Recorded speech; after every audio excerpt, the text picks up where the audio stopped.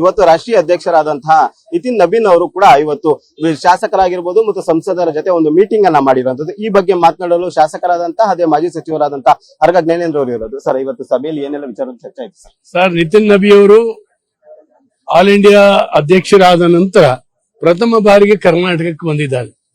ಅತ್ಯಂತ ಕಿರಿಯ ವಯಸ್ಸಿನಲ್ಲಿ ಪ್ರಪಂಚದಲ್ಲೇ ಅತ್ಯಂತ ಹೆಚ್ಚು ಮೆಂಬರ್ಶಿಪ್ ಇರುವಂತಹ ಒಂದು ಅತಿ ದೊಡ್ಡ ರಾಜಕೀಯ ಪಕ್ಷದ ರಾಷ್ಟ್ರೀಯ ಅಧ್ಯಕ್ಷರ ಒಂದು ದೊಡ್ಡ ಹೊಣೆಗಾರಿಕೆಯನ್ನ ಅವರಿಗೆ ಪಕ್ಷ ವಹಿಸಿದೆ. ಇವತ್ತು ನಮ್ಮನ್ನು ಉದ್ದೇಶಿಸಿ ಮಾತನಾಡಿದಾಗ ನಮ್ಗನ್ಸಿದ್ದು, ಈ ಮನುಷ್ಯ ಸಂಘಟನೆ, ಸಿದ್ಧಾಂತ, ಇದರ ಆಧಾರದ ಮೇಲೆ ಪಕ್ಷವನ್ನ ಕಟ್ಟಿ ದೇಶಕ್ಕೆ ಒಂದು ಒಳ್ಳೆ ಆಡಳಿತ ಕೊಡಬೇಕು ಅನ್ನುವಂತ ಒಂದು ಕನಸನ್ನು ಹೊತ್ತಿರತಕ್ಕಂಥ ಒಬ್ಬ ಯುವಕ. ಅದೇ ಒಂದು ರೀತಿನಲ್ಲಿ ಅವರು ಇವತ್ತು ಮಾತಾಡ್ಕೊಂತ ಹೋದ್ರು.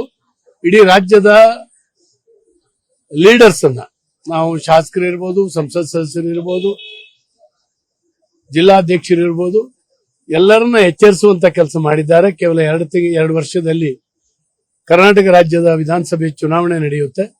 ಹೇಗೆ ಪಶ್ಚಿಮ ಬಂಗಾಳದಲ್ಲಿ ಅಧಿಕಾರವನ್ನ ನಾವು ಕೈಗೆ ತಗೊಂಡ್ವಿ, ಕರ್ನಾಟಕದಲ್ಲೂ ಅದೇ ರೀತಿ ತಗೊಳ್ಳುವಂತ ಎಲ್ಲ ಪ್ರಯತ್ನಗಳನ್ನು ಮಾಡಬೇಕು.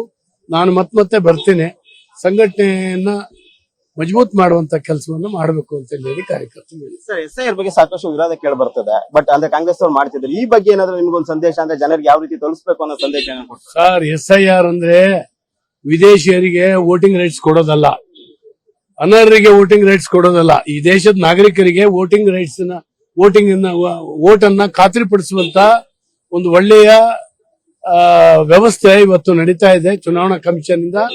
ಇದನ್ನ ರಾಜಕೀಯ ಪಕ್ಷಗಳು ಸ್ವಾಗತ ಮಾಡಬೇಕಾಗಿದೆ.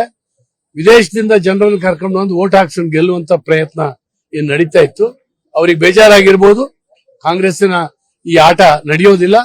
ಅರ್ಹರಿದ್ದರು ಯಾರೇ ಪಕ್ಷದವರು ಇರಲಿ, ಯಾವ ಧರ್ಮದವರು ಇರಲಿ, ಅವರಿಗೆ ವೋಟನ್ನ ಖಾತ್ರಿಪಡಿಸುವಂತ ಕೆಲಸ SIR ಕಡೆಯಿಂದ ಆಗ್ತದೆ. ಸರ್, ಬಣ ರಾಜಕೀಯ ಬಗ್ಗೆ ಏನಾದ್ರು ಸ್ವಲ್ಪ ಚರ್ಚೆ ಆಯ್ತಾ? ಯಾವುದು ಇಲ್ಲ ಸರ್, ಬಣ ಗಿಣ ಏನೂ ಇಲ್ಲ. ಎಲ್ಲ ಪರಸ್ಪರ ಕೈ ಹಿಡಿದು ಸಂಘಟನೆ ಕಟ್ಟಿ ಹೋಗ್ಬೇಕು ಅಂತ ಹೇಳಿದ್ದಾರೆ. GBI ಚುನಾವಣೆ ಬಗ್ಗೆ ಪ್ರಿಪರೇಷನ್ ಆಗ್ಬೇಕು. ಬಹಳ ದೊಡ್ಡ ಚುನಾವಣೆ ಇದು ರಾಜ್ಯದ ಮೇಲೆ ಪರಿಣಾಮ ಆಗುತ್ತೆ. ಪ್ರಿಪೇರ್ ಆಗಿ ಅಂತ ಹೇಳಿ. ಇಷ್ಟು ಅರ್ಗ ಜ್ಞಾನೇಂದ್ರ ಅವರ ಮಾತು. ಕ್ಯಾಮರಾ ಪರ್ಸನ್ ರಾಜು ಜೊತೆ KS ಮಾರ್ಕನಕ, ಫ್ರೀಡಂ ಟಿವಿ, ಬೆಂಗಳೂರು.